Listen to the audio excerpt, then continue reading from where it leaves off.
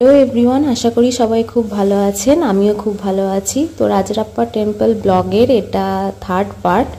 আর আমরা প্রায় প্রায় মন্দিরের কাছাকাছি এসে পৌঁছেই গেছি। আর কিছু দূর গেলেই আমরা মন্দিরে পৌঁছে যাব। আর বেলা প্রায় অনেকটাই হয়ে গেছে। আর ফাইনালি আমরা মন্দিরে এসে পৌঁছেছি। এখন অনেকটা রাস্তা হেঁটে গিয়ে তারপর মন্দিরের কাছে যেতে হবে।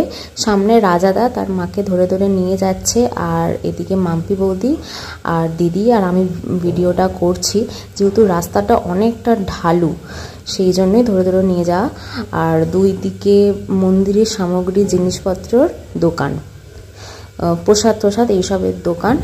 তো আমরা গল্প করতে করতে প্রায় অনেকটাই এগিয়ে গেছি। আর এগিয়ে যেতে যেতে ভাবছিলাম যে আর কতটা দূর যাওয়ার আছে। তো এদিকে যেতে যেতেই একটা নদী পড়বে। এই যে নদী, এটা হচ্ছে দামোদর নদী। আর নদীটার বেশ ভালো স্রোত, আর এখানে এসে সবাই স্নান করে।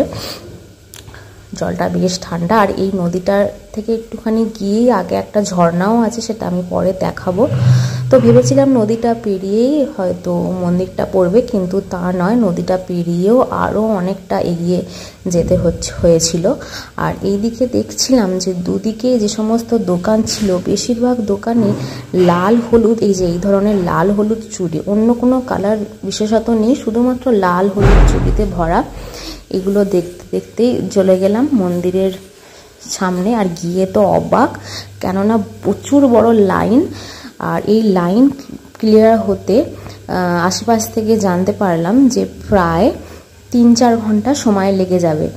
আর সেই জন্যই আমরা চিন্তিত হয়েছিলাম, কারণ কি সঙ্গে বয়স্ক ব্যক্তিরাও ছিল, আর তাদেরকে নিয়ে অতটা লাইন দেওয়া সম্ভব হয়নি। সেই জন্য পাশের একটা শিবলিঙ্গর মন্দির ছিল, সেখানে গিয়ে দর্শন করলাম। আর আমাদের তো আর ঠাকুর দেখার, দর্শন করার সৌভাগ্য হলো না, তাই ওখানে দাঁড়িয়ে প্ল্যান করলাম যে আরও একদিন আসা হবে শুধুমাত্র পুজো দেওয়ার জন্য। যেহেতু দেরি হয়ে গেছিলো, আমাদের এসে পৌঁছতে অনেকটা বেলা হয়েছিল, আর আমাদেরকে ফিরতেও হতো। সেই জন্য আমরা অতক্ষণ লাইনে দেওয়াটা পসিবল হয়নি।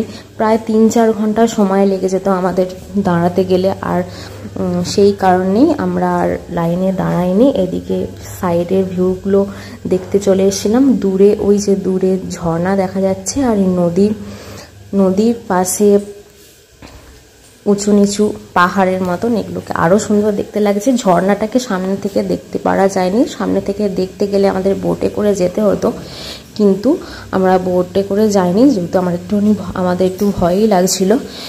তো সেই জন্য আমরা দূর থেকেই দেখলাম, দেখে আশেপাশে জায়গাগুলোকে একটু ঘুরে আশেপাশের মন্দিরগুলো দর্শন করে আবার বেরিয়ে পড়েছি। এরপরে এখান থেকেও আমরা অন্য জায়গায় একটা গিয়েছিলাম, আর তার ভিডিও আমার নেক্সট পার্টে আসবে, দেখতে থাকুন।